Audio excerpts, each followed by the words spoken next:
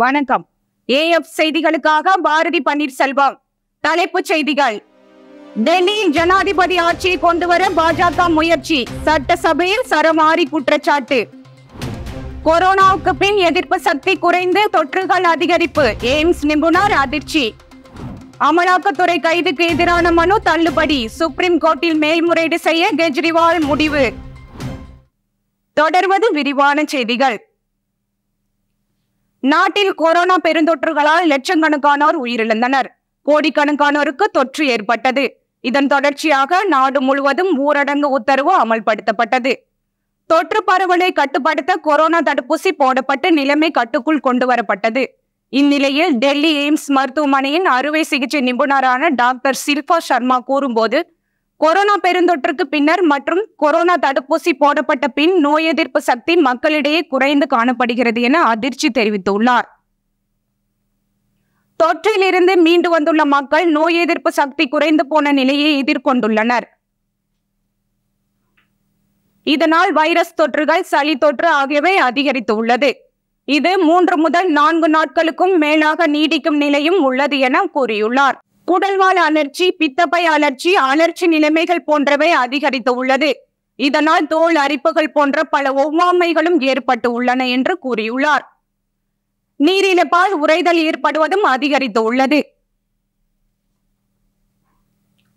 Indonesia நாட்டின் மேற்கு Papua மாகாணத்தில் இன்று காலை 7 மணிக்கு நிலநடுக்கம் ஏற்பட்டது.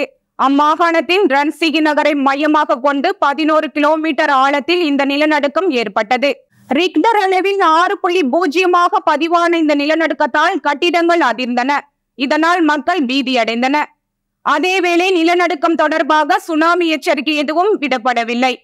இதனிடையே கடந்த சில நாட்களுக்கு முன் தைவானில் ஏற்பட்ட நிலநடுக்கத்தில் 13 பேர் உயிரிழந்தனர் என்பது குறிப்பிடத்தக்கது.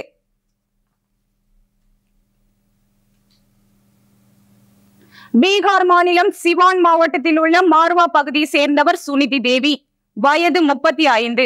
விவசாய பணிகளில் ஈடுபட்டு வருகிறார். இவர் நீத்து தேவி வயது 30 என்ற பெண்ணுடன் சேர்ந்து இன்று வயல்வேலை செய்து கொண்டிருந்தார். அப்போது சுனிதி தேவியின் குழந்தைகளான தில்பகர் வயது 6 மற்றும் குஷிகுமாரி வயது 5 இருவரும் அருகே விளையாடி கொண்டிருந்தனர். குழந்தைகள் விளையாடி கொண்டிருந்த பகுதியின் அருகே தண்டவாளம் இருந்துள்ளது. குழந்தைகள் விளையாடி கொண்டே தண்டவாள பகுதிக்கு சென்றனர். அப்போது திடீரென தண்டவாளத்தில் அம்ரபாலி எக்ஸ்பிரஸ் ரயில் வேகமாக வந்து கொண்டிருந்தது. ரயில் வருவதை கவனித்த சுனிதி தேவியும் நீதி தேவியும் குழந்தைகளை காப்பாற்றுவதற்காக தண்டவாளத்தை நோக்கி ஓடினர். ஆனால் அதற்குள் வேகமாக வந்த ரயில் குழந்தைகள் உட்பட 4 பேர் மீது பயங்கரமாக மோதியது. இதில் தூக்கி வீசப்பட்ட 4வரும் சம்பவ இடத்திலே உயிரிழந்தனர்.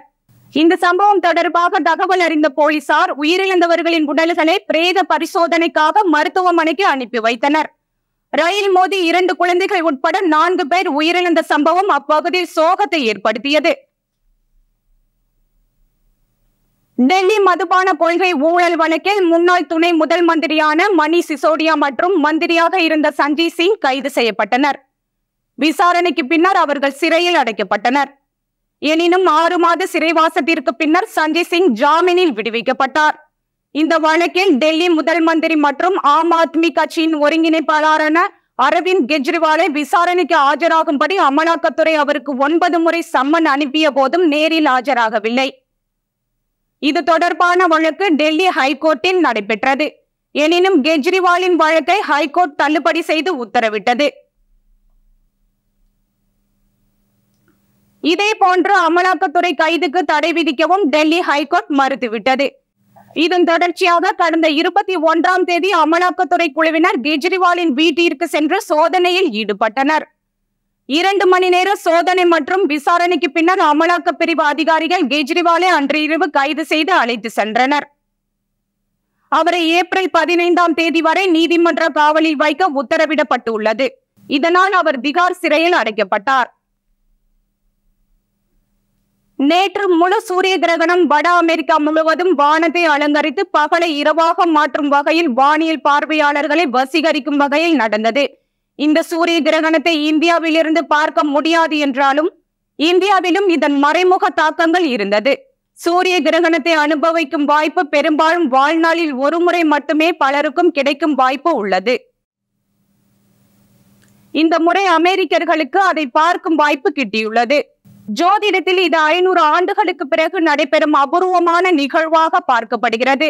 இந்திய நேரப்படி முழு சூரிய கிரகணம் இரவு 9:12 மணிக்கு தொடங்கி அதிகாலை 2:22 மணிக்கு முடிந்தது. மெக்சிகோவின் பசிபிக் கடற்கரையானது முதலில் காலை 11:07க்கு சூரிய கிரகணத்தை அனுபவித்தது. அமெரிக்கா மெக்சிகோவில் ஒரு வைர வளையம் போல சூரிய கிரகணம் நிகழத் தொடங்கி உச்சமடைந்தது. ஏராளமானோர் சூரிய கிரகணத்தை பார்த்து ரசித்ததோடு புகைப்படம் வீடியோவாக பதிவு செய்து சமூக வலைதளங்களில் பகிர்ந்துள்ளனர். இனி வருவது விளையாட்டுச் செய்திகள்.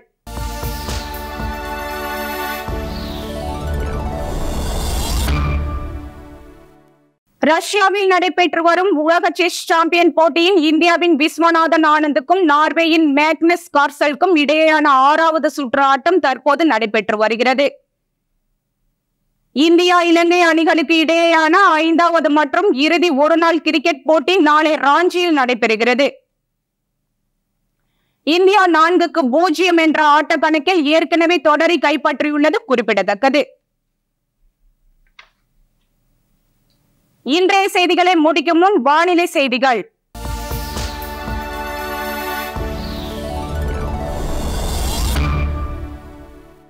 தமிழகத்தில் நாளை ஆங்காங்கே லேசானது முதல் மிதமானது வரை மழை பெய்யும் என சென்னை வானிலை ஆய்வு மையம் தெரிவித்துள்ளது. நாளை மறுநாள் ராமநாதபுரம், திருநெல்வேலி, தூத்துக்குடி, கன்னியாகுமரி, சிவகங்கை, விருதுநகர், தேனி, திண்டுக்கல், மதுரை ஆகிய தென் மாவட்டங்களில் ஒரு சில இடங்களில் லேசானது முதல் மிதமானது வரை மழை பெய்யக்கூடும் என்று, வட தமிழக மாவட்டங்களில் ஆங்காங்கே இதேபோல் மழை பெய்யக்கூடும் என்றும் வானிலை ஆய்வு மையம் கூறியுள்ளது. இன்று காலை 8:30 மணியுடன் முடிவடைந்த 24 மணி நேரத்தில் தமிழகத்தில் தூத்துக்குடி மாவட்டம் சாத்தான்குளத்தில் அதிகபட்சமாக 9 சென்டிமீட்டர் மழை பெய்துள்ளது. இன்றைய வானிலை செய்திகளுடன் விடைபெறுவது பாரதி பன்னீர்செல்வம். வணக்கம். மீண்டும் தலைப்புச் செய்திகள். டெல்லியில் ஜனாதிபதி ஆட்சியை கொண்டுவர பாஜக முயற்சி, சட்டசபையில் சரமாரி குற்றச்சாட்டு. கொரோனாவுக்கு பின் எதிர்ப்பு சக்தி குறைந்து தொற்றுகள் அதிகரிப்பு, எய்ம்ஸ் நிபுணர் அதிர்ச்சி. அமலாக்கத்துறை கைதுக்கு எதிரான மனு தள்ளுபடி, சுப்ரீம் கோர்ட்டில் மேல்முறையீடு செய்ய கெஜ்ரிவால் முடிவு. இத்துடன் செய்திகள் நிறைவடைந்தன. மீண்டும் செய்திகள் நாளை காலை 7 மணிக்கு. வணக்கம்.